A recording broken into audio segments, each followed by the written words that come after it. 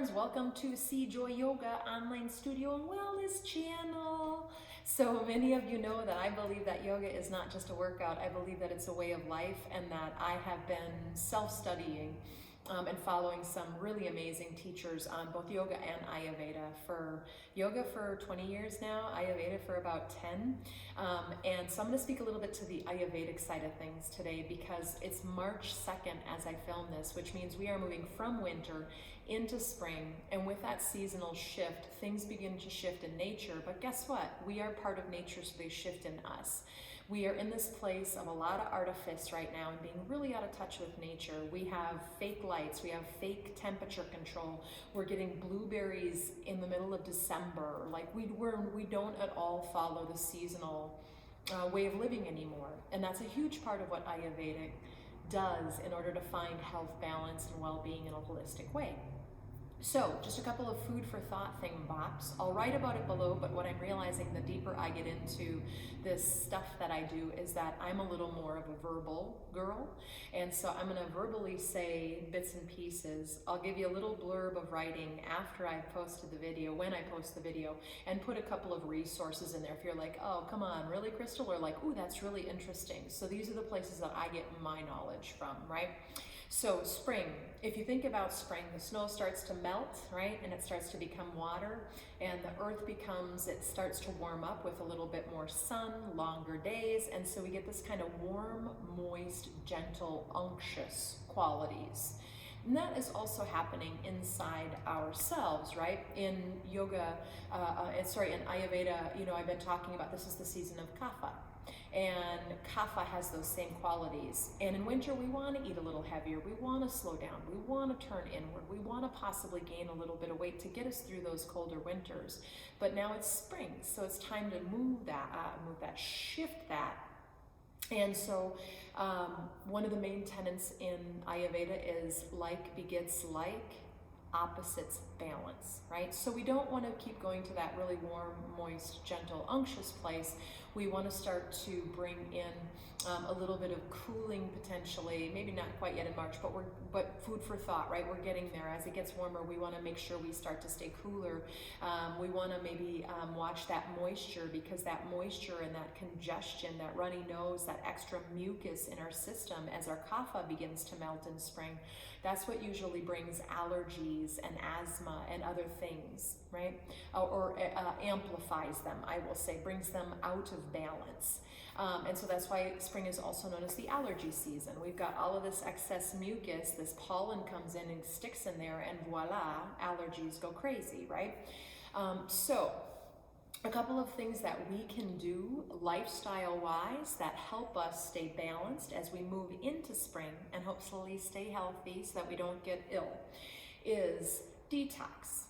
I'm not going to go super in-depth into detox. I'll put in the post below a little article about an Ayurvedic detox, right? I don't think it has to be this huge thing where you're only drinking cayenne lemon water with a little bit of honey for 7 days, and you fast and you do things like Americans.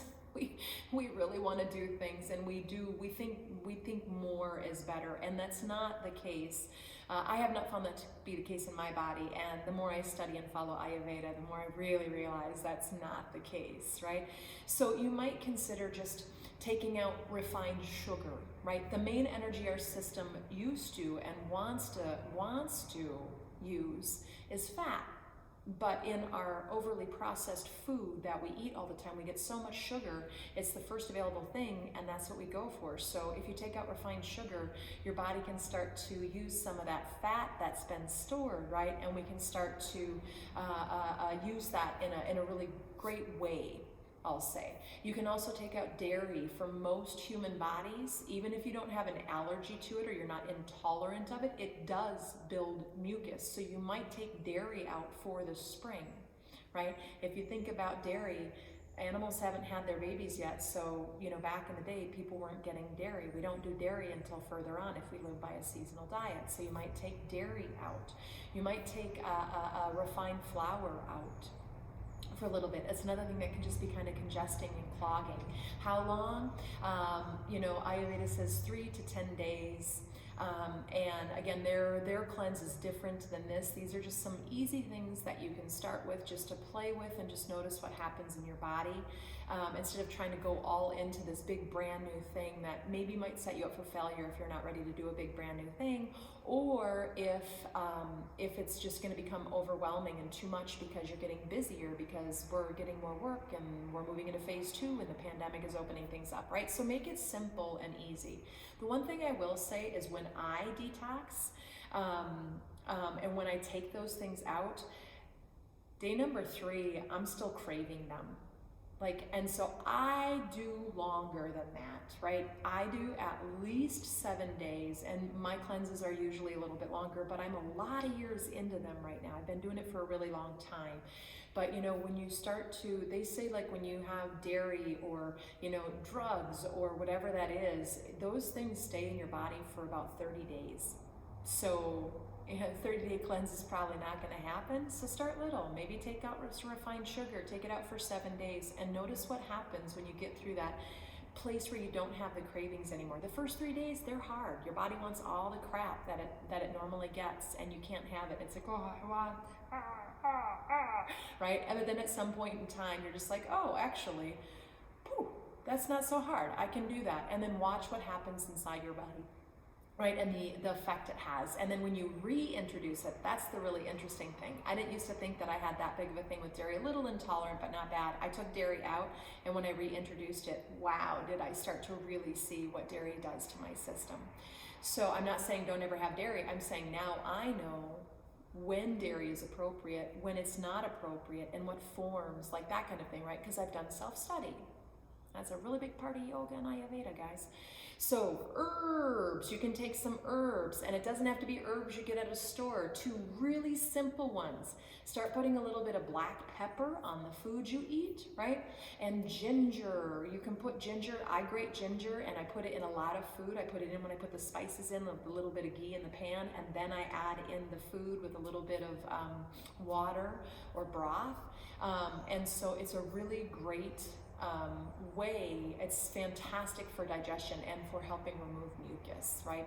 And so you can also, I do ginger tea. I'll boil ginger with some water, and then I drink that tea throughout the day, etc. So that's another thing that you can do to help balance the kapha. Stay active. It's really easy this time of year to want to stay in your bed, and you want to sleep in, and you don't want to get out of bed, and you might be feeling some lethargy and not want to be moving and just be kind of still and etc. One of the best counterbalances you can do for that is to get moving. So make sure that you don't sleep in, that you get up at your regular time every morning. You get yourself out of bed, even if it's a little bit hard. I know, I do it too, guys, right? And then, you might want to go for a walk first thing. What? Go for a walk first thing. I wrote about circadian rhythm, right? And I started to talk a little bit about that. Going for a walk first thing, not only do you get the benefit of moving your body and moving everything around so that you don't get stagnant, but it's also going to wake you up. Maybe you don't need as much of that caffeine and sugar that you used to go for, right? And then also you get those photons from the sun, and you start to set your circadian rhythm, yeah? So a reset, I should say. Okay. Sun salutations. This is the time of year. I don't always do sun salutations. I'm not a huge flow kind of girl, right? But sun salutations done mindfully during this time of year can start to move the body and detox, right? Kapalabhati, I have a couple of videos of the Kapalabhati breath. So you might look in the pranayama section and do that up. That's that one where we forcefully exhale and we start to really use our diaphragm. It moves everything in the system, and it might even get some of that mucus to shoot out of your nose when you're breathing, which is great. It may not feel that way, but it's really good to get that mucus out of there. And then one more thing I'll go into, and then our lecture will be done. Diet. So Agni is the digestive fire. It's a couple of other things, but it also refers to our digestive fire. Digestive fire is low in spring. right? And so you want to eat a little bit less than you ate in winter. Now is the time to kind of shed, right, or melt that kapha away. We don't want that extra weight and that extra cuddling helpers anymore, right? So you might eat a little bit less than what you were eating proportion-wise. You're going to avoid cold foods. You're going to avoid heavy foods. And the 3 tastes to bring in are bitter, pungent, and astringent. So legumes, lentils, and beans, they're extractive. They are fibrous. They take things out of your system and out of your colon. They help cleanse the colon. Pungent, you've got garlic and onion, right? A little bit of heat with pepper, ginger, or cayenne. Again, adding those things. Don't go overboard. More is not better, right? But start adding those things into your food and your diet. And spring greens, oh my gosh, think about nature. If you did not have a grocery store, what would you be doing right now? You would be planting greens because it's one of the first things to come up and one of the first things that we eat. It's by design, you guys.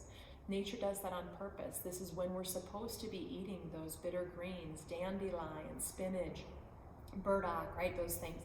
And if you don't have access to all of that, you know, you can still obviously go to the grocery store and get it, but start paying attention. Don't just look at your grocery store rack, because that has all kinds of things that aren't in season, right? Figure out what is in season in your area that you live in and eat those vegetables, right? Eat those vegetables and